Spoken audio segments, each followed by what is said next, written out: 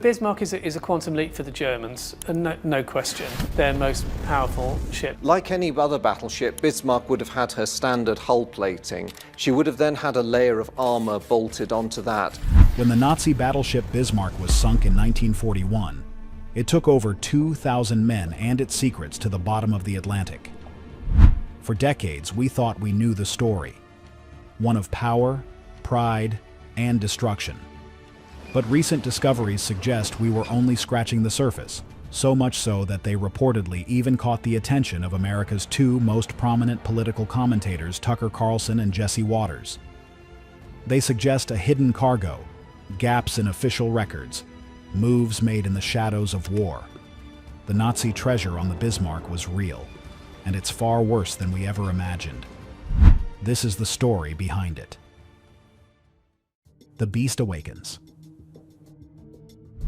In the shadows of 1930s Europe, as Hitler's war machine gathered momentum, Nazi Germany launched a weapon meant to terrify the seas, the battleship Bismarck. Commissioned in August 1940 and named after Otto von Bismarck, the founder of the German Empire, this warship was legendary before it even fired a shot.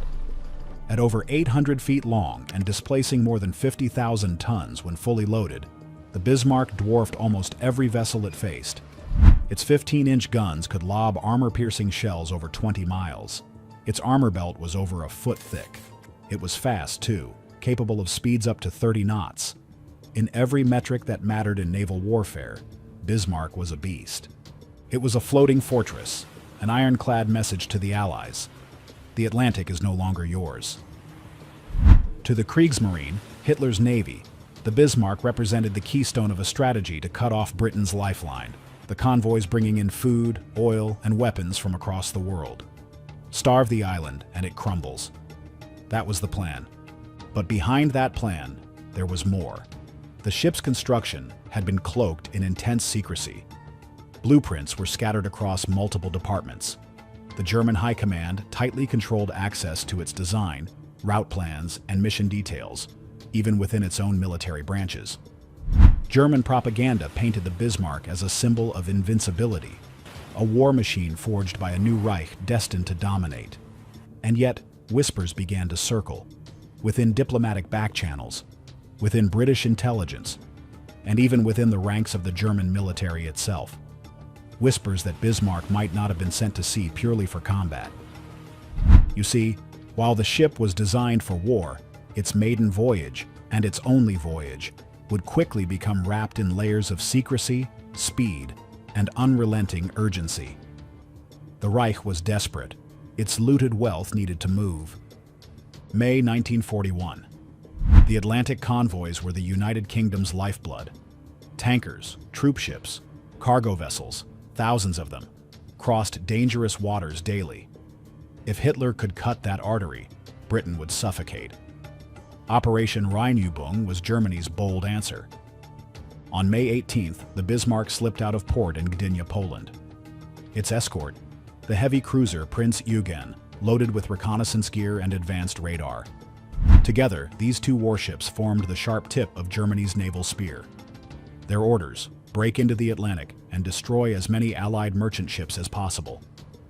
But this wasn't a full-scale operation. It was a high-risk, high-reward gamble. Just two ships, no supply vessels, no heavy fleet support. The plan depended on speed, surprise, and shock. Get in. Cause chaos. Get out. German intelligence had calculated the gaps in British patrol lines. If Bismarck and Prince Eugen could slip past the Royal Navy's surveillance in the Denmark Strait, between Greenland and Iceland, they could reach the open Atlantic. Once there, they would be ghosts. British analysts knew something was coming. Naval radio intercepts picked up German fleet movements. Aerial reconnaissance began spotting increased activity around Norwegian fjords and Baltic ports. Churchill's war cabinet didn't know when or where the blow would fall, but they knew Bismarck was on the move. The tension was thick. Royal Navy ships scrambled to their posts. Spotters doubled their watches. Aircraft carriers were repositioned. The shadow of Bismarck loomed before the vessel even left European waters. But inside the Reich, Operation Rheinübung may have had an agenda far beyond just sinking cargo ships. The secrecy surrounding the mission was extreme, even by wartime standards. Only top-level officers knew the full extent of the ship's itinerary. Certain areas of the Bismarck were sealed off. Orders were delivered verbally to avoid documentation. Odd decisions were made.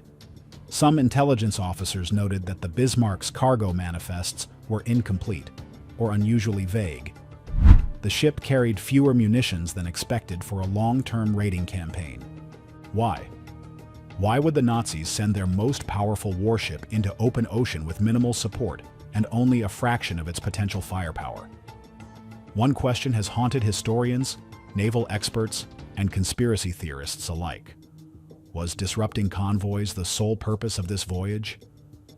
It would take many years before we finally have an answer to this question. One theory suggests that it was filled with some kind of wealth, and it turns out that the treasure was real, but far worse than we thought. Clash in the Denmark Strait. May 24, 1941. The icy waters of the Denmark Strait between Greenland and Iceland were quiet. Too quiet. British patrols had been scanning this corridor relentlessly. They knew a confrontation was coming, but they didn't know when or where. At 05:37 that morning, aboard HMS Suffolk, radar picked up two contacts. Two massive German warships, Bismarck and Prince Eugen, cutting through fog and shadow. The chase was over. The enemy was found. The British scrambled. HMS Hood, the pride of the Royal Navy, and HMS Prince of Wales, barely out of training trials, moved in to intercept. They were ordered to engage immediately. There would be no turning back. Hood was a battlecruiser, fast and heavily armed, but vulnerable. Her design prioritized speed over armor. She was a relic from World War I. In contrast, Bismarck was new, modern, engineered for brutality. At 5:52, the guns opened fire. The ships were 15 miles apart when the first salvos were exchanged. The British fired first. Hood and Prince of Wales focused their guns on the leading ship, believing it was Bismarck. But they were wrong. It was Prince Eugen. The Germans returned fire with brutal precision. Shells screamed through the sky. Water erupted around the British vessels as near misses landed with devastating force. On the British side, tension mounted quickly. The Prince of Wales began suffering mechanical issues almost immediately, and malfunctions in her main gun turrets left her firing at half capacity. She was not yet ready for a fight like this, but she had no choice. At 6 a.m., just 8 minutes into the exchange, disaster struck. A shell from Bismarck found its mark. It plunged through Hood's deck armor, penetrated the aft magazine, and ignited her stored ammunition. The explosion tore the ship in two. In seconds, the Hood was gone. A fireball lit the sky. Debris rained down on the water. Of her crew of 1,419 men, only 3 survived. The pride of the Royal Navy had been sunk in under 9 minutes. Aboard Bismarck, the mood was professional, cold, efficient. She had drawn blood, and now her crew braced for what came next. But the battle wasn't over. Prince of Wales, damaged and outgunned, kept fighting. Her shots hit Bismarck, notably striking her fuel tanks and forward compartments. Though not a knockout blow, the damage was serious. The shell tore through Bismarck's bow, letting in seawater and contaminating her fuel stores. She had been struck hard, not mortally, but enough to limit her range and speed. Her options were narrowing. Captain Ernst Lindemann and Admiral Günther Lütjens, 2 very different men, now had a decision to make. Lütjens, a loyal Nazi, saw this mission as political, strategic. He believed in orders, and his orders were clear: break into the Atlantic and destroy Allied shipping. Despite the damage, he wanted to press on. Lindemann, the ship's captain, was focused on his vessel and its crew. He knew Bismarck had been compromised. Her top speed was reduced. The forward radar was damaged. She was leaking fuel. Continuing the mission meant certain pursuit, and likely death. After tense discussions, a new plan was formed. Bismarck would detach from Prince Eugen, who was still fully operational. The cruiser would continue the commerce raiding mission alone, while Bismarck made for the French port of Saint-Nazaire, where dry docks waited to repair her. That decision changed everything. As Bismarck broke off and turned south, she became a target. A crippled warship, limping through hostile waters, with the Royal Navy closing in. Back in London, news of Hood's destruction stunned the British Admiralty. Churchill was furious. The loss was personal, national, and symbolic. The most iconic ship in the fleet had been annihilated. The enemy had drawn blood in full daylight. There would be no rest, no hesitation. Churchill issued one of his most urgent wartime orders: sink the Bismarck. But back aboard Bismarck, something else was happening. Something that has fueled speculation ever since. The decision to run for France made practical sense, but it came with logistical problems. The shortest route back passed through increasingly dangerous waters, and British naval assets were already repositioning. So why take the risk? German reports at the time mentioned that the Bismarck carried limited fuel for its original raiding operation. Odd, for a mission expected to span weeks. Why carry less? Why carry only partial ammo reserves? Some documents, later reviewed by post-war investigators, hinted that the ship's lower decks, particularly some forward compartments, had restricted access. Not unusual for a warship, except in this case, those compartments were sealed off even from the senior crew. Combined with the sudden detachment of Prince Eugen and the urgency of reaching occupied France, the question emerged. Was Bismarck carrying something that simply couldn't fall into Allied hands? Because this course change wasn't just about repairs, it was about control. Bismarck had to reach the coast. She had to escape. The Royal Navy, however, had no intention of letting her. British ships, submarines, and aircraft were already moving to intercept. They didn't know where Bismarck was headed exactly, but they knew she was wounded, and they knew time was running out. The chase had begun. But this wasn't just vengeance for the Hood. There was something more, a layer of urgency, of desperation, that even the press releases couldn't explain. A sense that whatever Bismarck was carrying could not be allowed to reach the French coast. The relentless pursuit. Over 50 British warships were mobilized. Cruisers, battleships, aircraft carriers, and destroyers fanned out across the North Atlantic. The Royal Air Force joined in. Patrol planes scoured the skies. Submarines hunted from below. Radar stations from Iceland to Ireland were on alert. The net was tightening. For nearly 2 days, Bismarck disappeared. After her battle in the Denmark Strait, she vanished into the North Atlantic, leaving behind a wake of rumors and fear. But on the evening of May 26th, luck, or fate, intervened. At 10:30 p.m., a Catalina flying boat spotted the Bismarck about 700 miles west of France. She was making a straight line for the port of Saint-Nazaire. If she made it, German control over the French coast would shield her. She could be repaired. She could strike again. The clock was ticking. British carrier Ark Royal launched wave after wave of Fairey Swordfish torpedo bombers. Outdated, slow, and vulnerable, these biplanes were relics from another era. But they had one advantage. They could fly low and slow, just enough to confuse the Bismarck's anti-aircraft systems. As the Swordfish approached in poor weather and fading light, Bismarck opened fire. A storm of flak lit the sky. The bombers dodged, dipped, and pressed on. Then, it happened. One torpedo struck the rear of the Bismarck and jammed her rudder. Crippled and unable to steer, she began circling, trapped in her own spiraling path. She was no longer a threat. She was a clean target. The next morning, May 27th, the Royal Navy closed in. British battleships King George V and Rodney led the assault.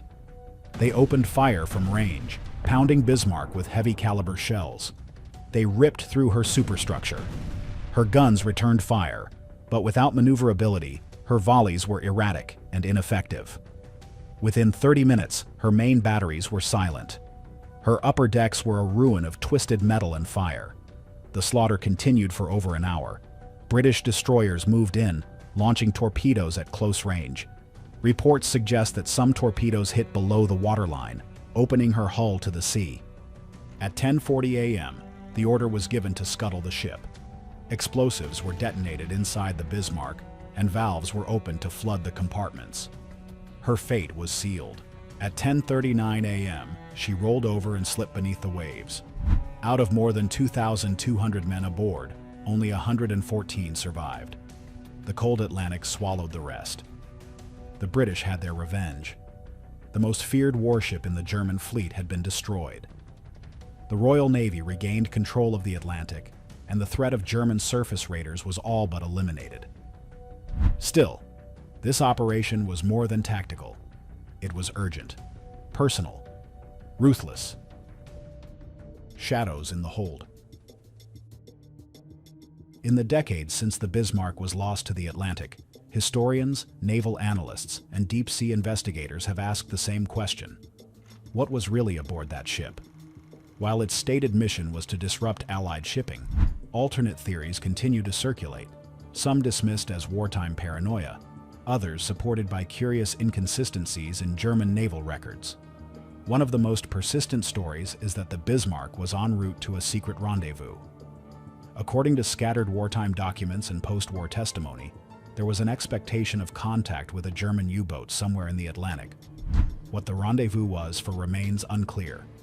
Some suggest the transfer of key materials, possibly nuclear components, rare elements, or experimental technology. Others argue it may have been an extraction point for something far more sensitive. That leads to another theory, the transport of Nazi VIPs. Some believe high-ranking SS officers or even scientists were aboard the Bismarck, tucked away in secure compartments, far from the regular crew. These individuals may have been en route to South America or another Axis-controlled zone to prepare for an extended war, or to flee the continent altogether if defeat became inevitable. No names have ever been confirmed, but scattered intelligence intercepts from the time hint at high-value personnel being in transit across the Atlantic. Then there's the question of radio silence.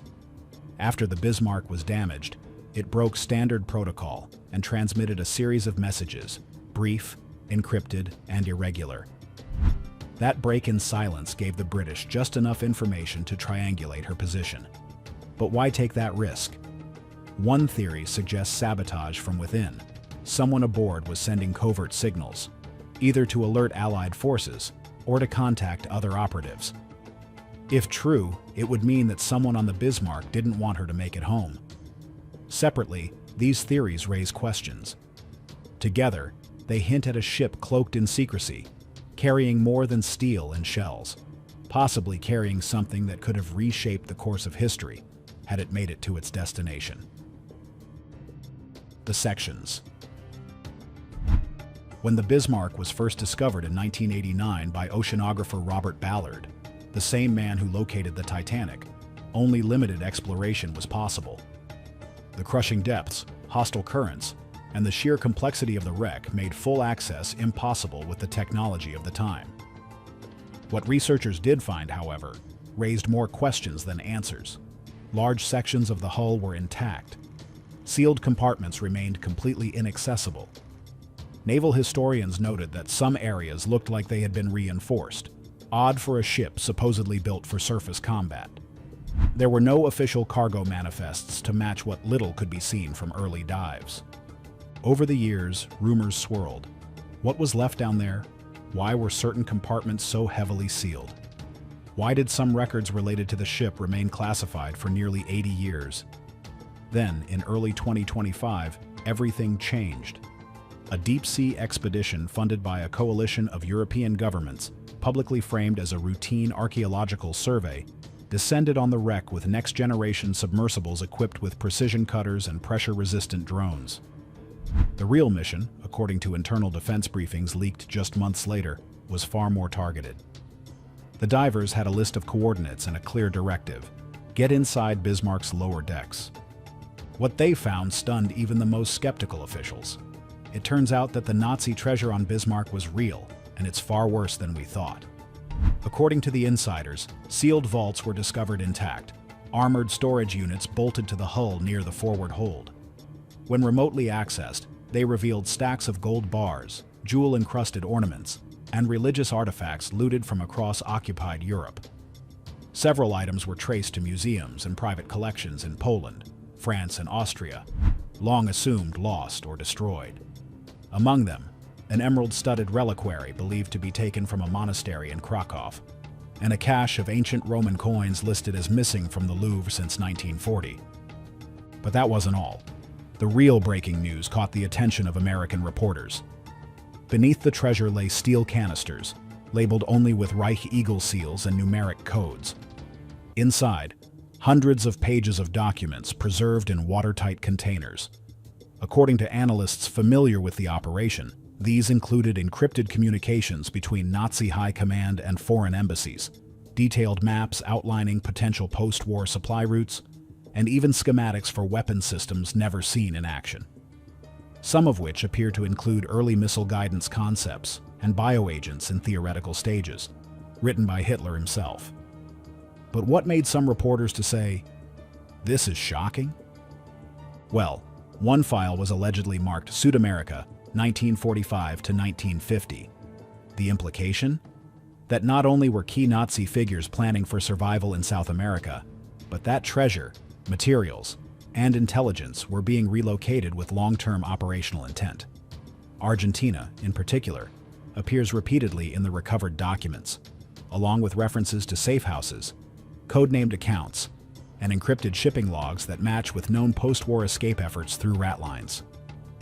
Intelligence officials have not disclosed the full inventory, but sources say several crates recovered from the site were immediately classified and transported to undisclosed locations in Europe and the United States. Other artifacts are under forensic analysis to confirm provenance and trace potential legal claims. While the wreck itself remains under protection, one thing is now clear. The Bismarck was not just a warship. It was a vault, a courier, a lifeboat for a regime preparing for its own extinction, and perhaps its rebirth elsewhere. So just think about this. If all this was found in a single wreck, what else went down with the Third Reich, scattered across the ocean floor?